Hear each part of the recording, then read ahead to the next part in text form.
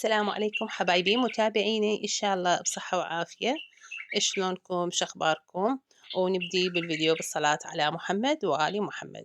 واليوم اجيتكم بطريقة عمل الهمبرجر السريع والبسيط، وطبعا كلش الطعم يجنن ما أوصفه لكم.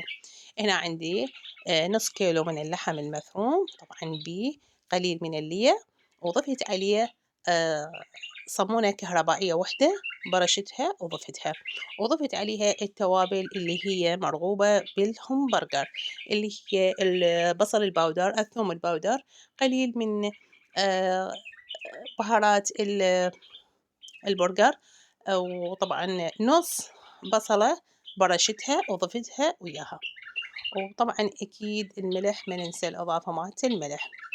إذا احتاجيتي ملعقة واحدة إلى ملعقتين من الطحين، وإذا ما احتاجيتي اكتفيتي بالصمون اللي برشتيه كلش كافي. وطبعا نعجنه زين، وإذا أنا نخليه ناعم جدا. وطبعا احنا من نعجنه لازم نبلل ايدينا بقليل من المي لحتى يكون ناعم عندنا ما يلزق.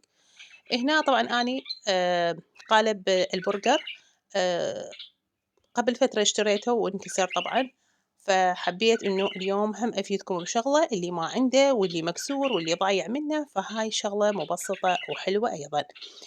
عندنا الغطا مال العلبة، واخلي عليها كيس من النايلون، واخذ قطعة من اللحم طبعا واخلي عليها، وراح تصير عندي قطعة دائرية.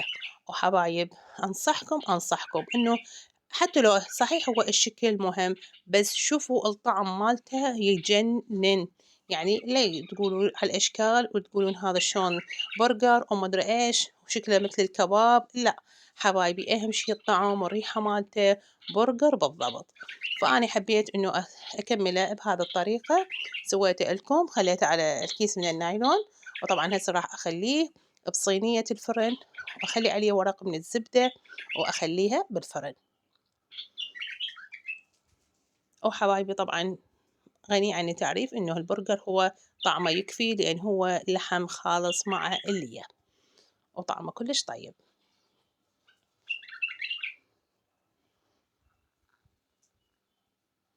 وحبايبي أيضا جربته بالطاوة مو بالفرن، أيضا خليته بالطاوة على الطباخ، طبعا هم نجح وطلع أيضا نفس الطعم ونفس ما بتغير أي شي من عنده، مجرد مسحة خفيفة من الزيت مسحت الطاوة وخليتها على النار، وخليت النار هادئة وخليتها، وإلى أن استوى وجهه وقفا، طبعا ظليت أقلب بيه، وطبعا أيضا نفس الطعم كلش طيب. وهنا حبيت أقدم لكم إياه بأكمل صورة. طبعا الصمون الكهربائي الدائري خليت قليل من المايونيز، قطعة أو شريحة من الفلفل والطماطة، ومن المخلل، طبعا خيار المخلل كلش طعمه طيب بهذه الوصفة، وقليل من اللهانة، وأخلي قطعة البرجر، وأخلي أيضا قطعة أو شريحة من خيار المخلل، وأضيف المايونيز، وطبعا طعمها خيال، كلش طيبة. وطبعا وأكيد سهمكم ألف ألف عافية، وتمنيتكم وياي.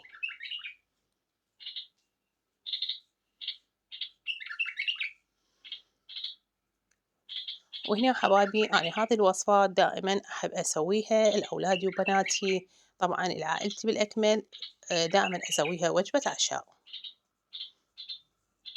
طبعا وأكيد ما ننسى وياها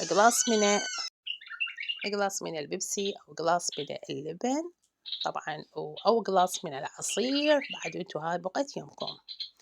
وهنا حبيت أيضا أسوي، هذا كان فيديو ثاني وحبيت إنه أخليه وياه، اللي هو كان هم في اليوم كان عشانه، وحبيت إن أصوره وأفيدكم بأبسط التفاصيل.